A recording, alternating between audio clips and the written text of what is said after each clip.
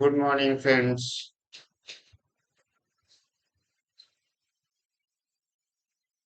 आज हम common paper introduction to disability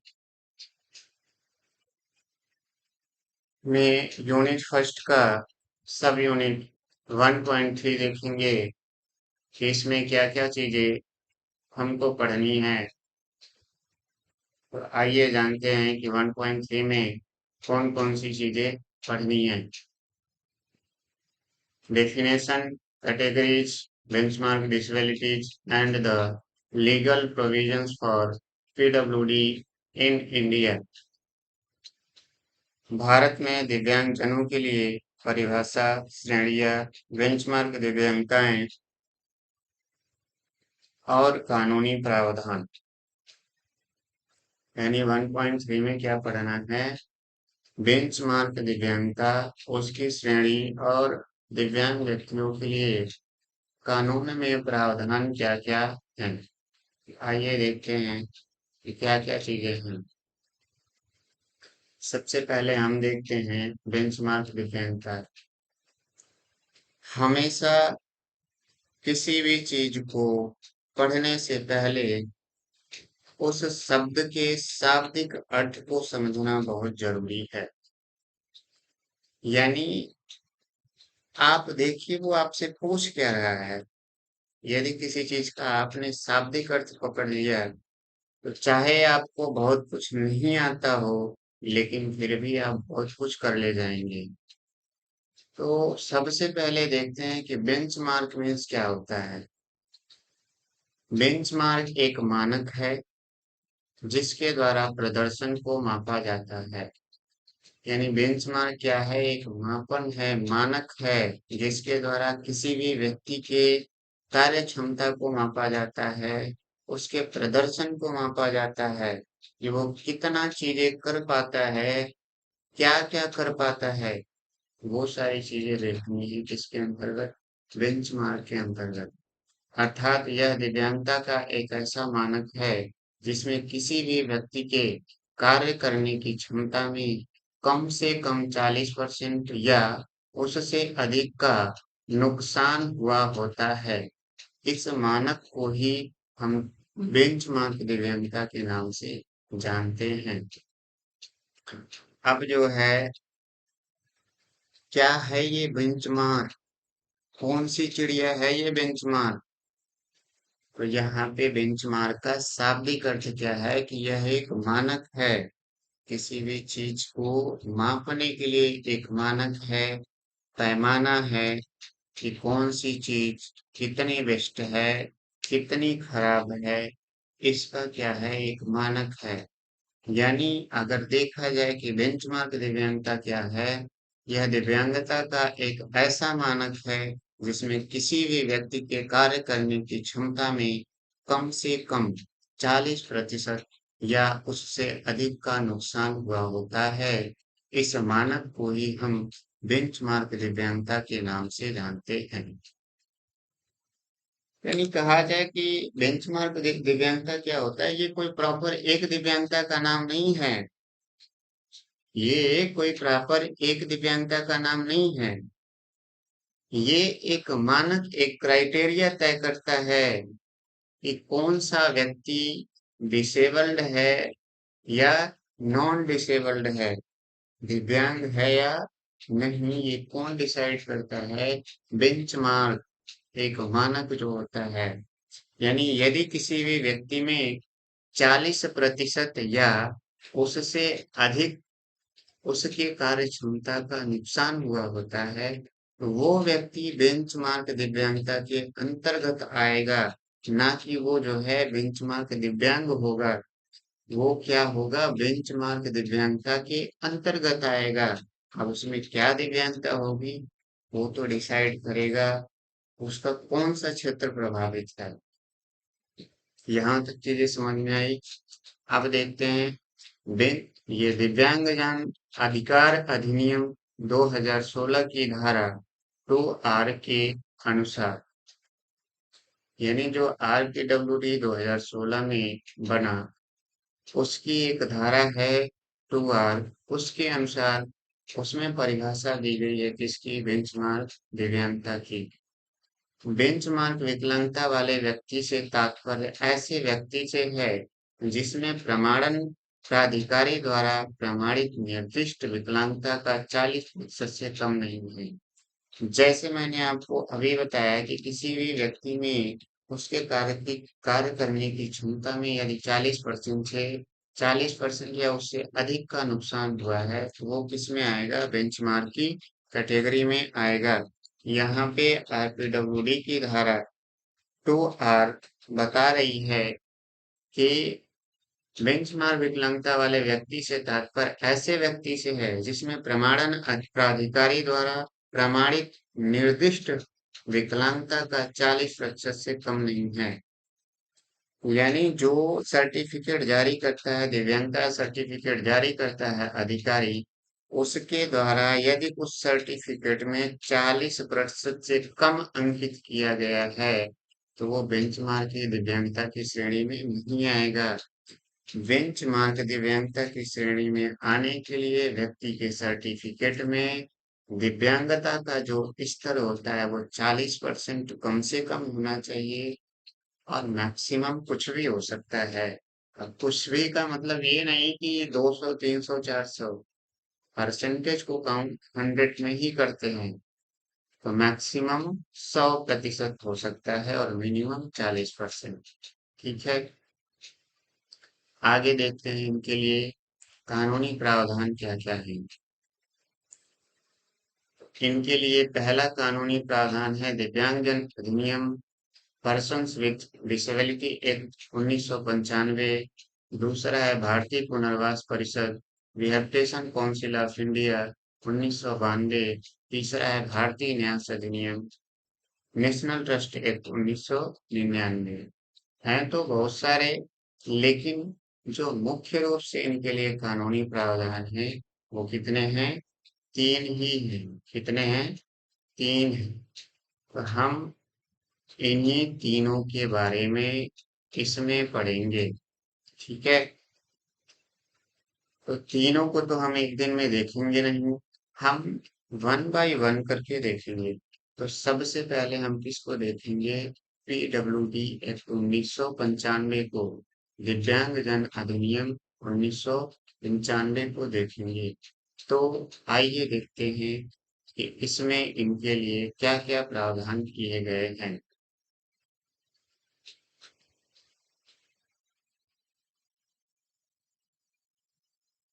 इसका नाम क्या है, दिव्यांगजन अधिनियम, इंग्लिश में इसको पर्सन्स विथ डिसेबिलिटी एक्ट 1995 यानी 1995 बोलते हैं।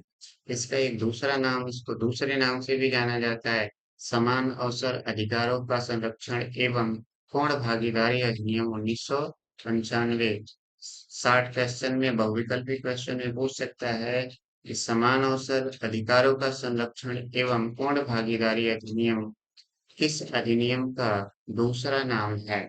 ऑप्शन में दे देगा पीडब्ल्यूडी 1995, आरपीडब्ल्यूडी 2016, आरसीआई 2000, आरसीआई 2006, कुछ भी ऑप्शन में डाल देता है वो।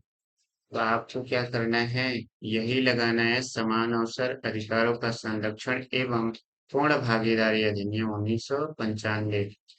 इसको इंग्लिश में बोलते हैं persons with disability equal opportunity protection of rights and full participation act 1995।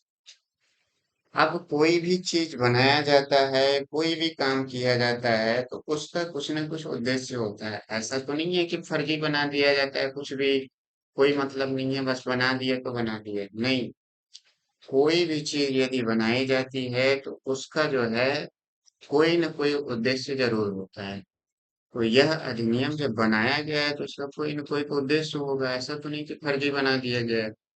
तो आइए हम जानते हैं कि इस अधिनियम का उद्देश्य क्या है।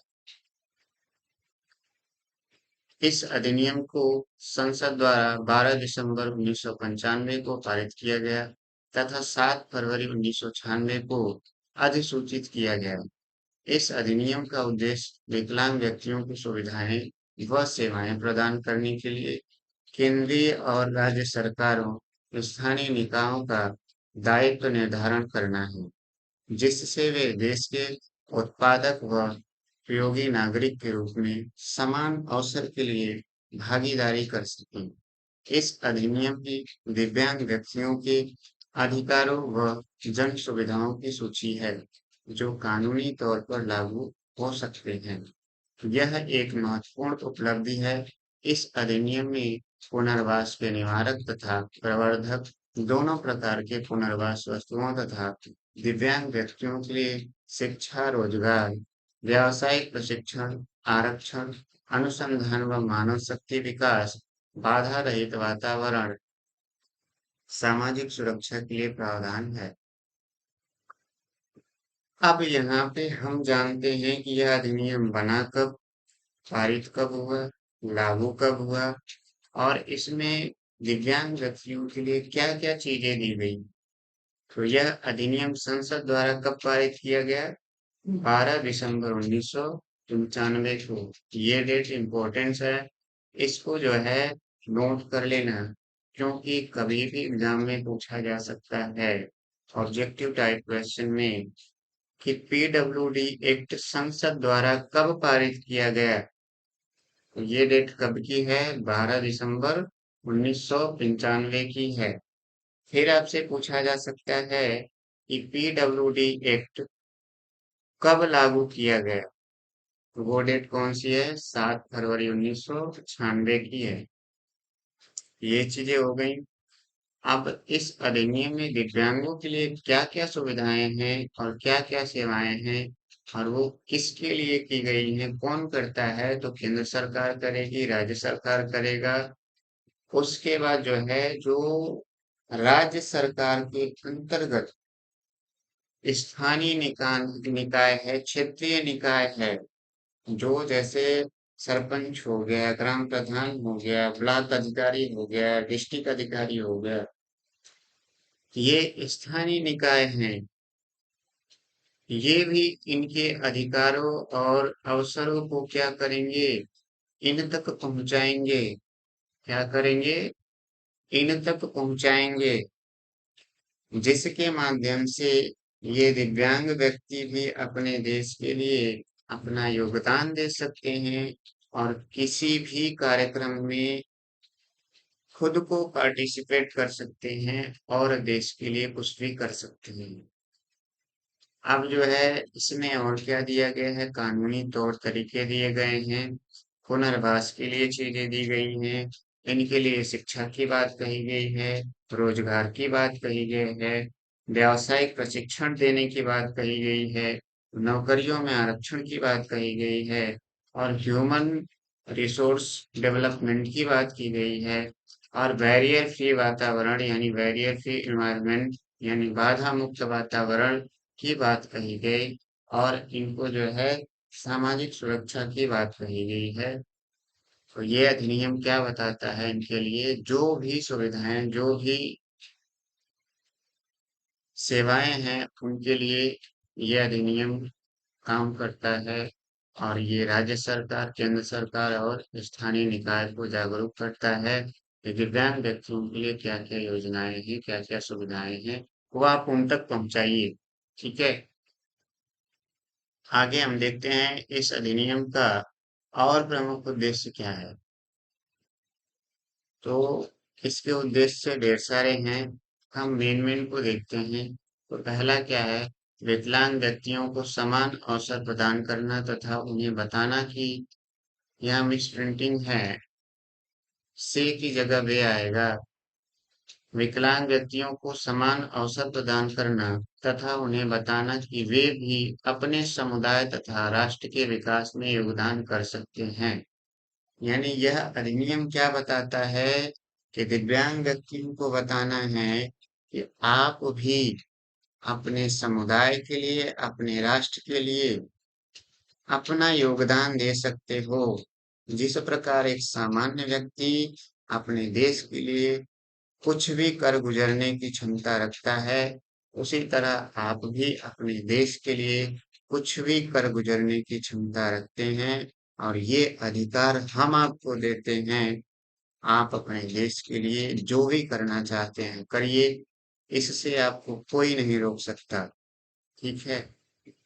दूसरा पॉइंट, राष्ट्र के निर्माण में विकलांग व्यक्तियों की पूर्ण भागीदारी को सुनिश्चित करना।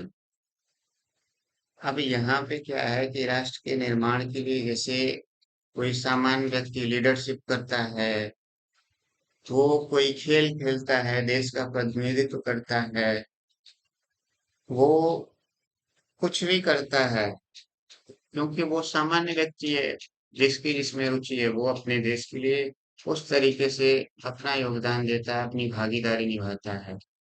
उसी प्रकार यदि कोई भी दिव्यांग व्यक्ति अपने देश के लिए कहीं पे यदि अपना भागीदारी निभाना चाहता है, पार्टिसिपेट करना चाहता है, तो वो कर सकता है, उसको कोई रोक नहीं सकता है। जैसे आपने देखा होगा कि पैरा ओलंपिक खेल हो रहे होंगे, होते हैं, उसमें तमाम देशों के एथलीट्स भाग लेते हैं और अपनी अपनी प्रतिभा का क्या करते हैं, प्रदर्शन करते हैं।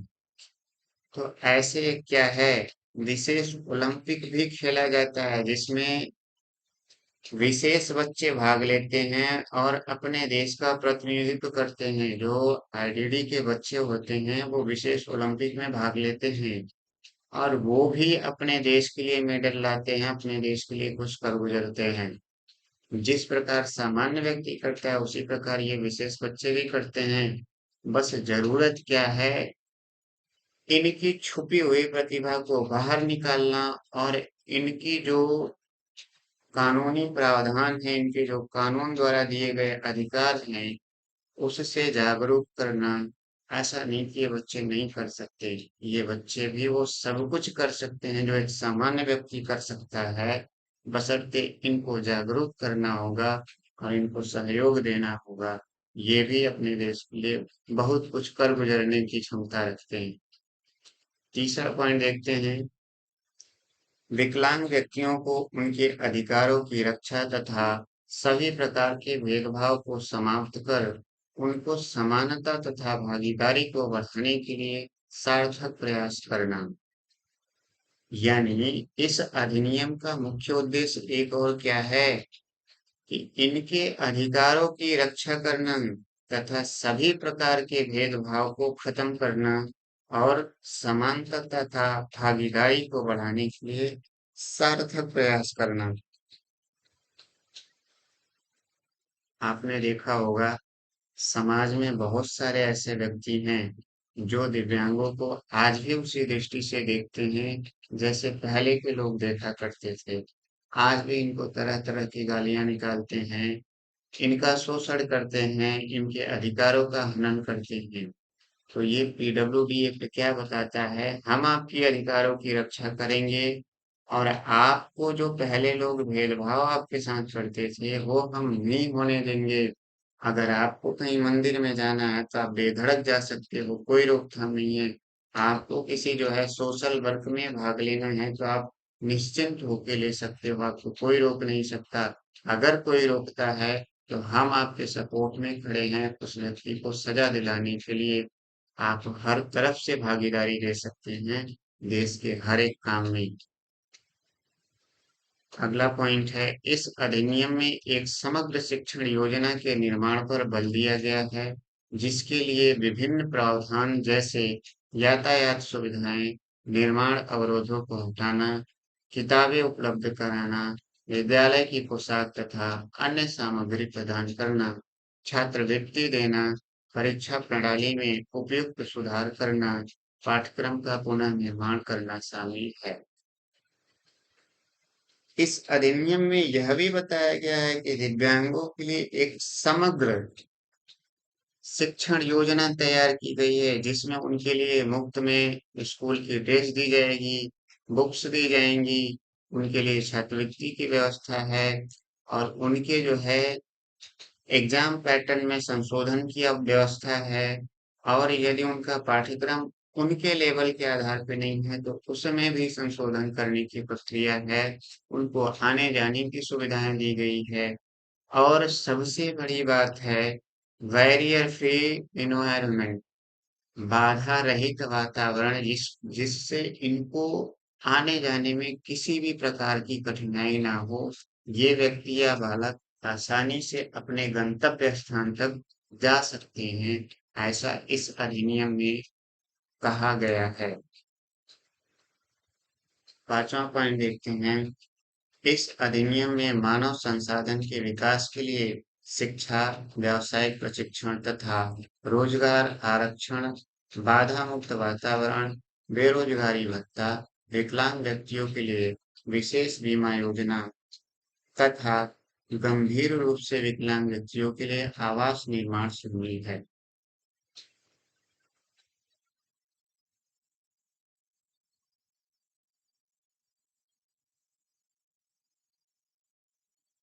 और इसमें क्या कहा गया है कि इसमें जो है इनके लिए सरकार ने बहुत सारी व्यवस्थाएं की है, जिसमें जो है आवास योजना है जो गंभीर रूप से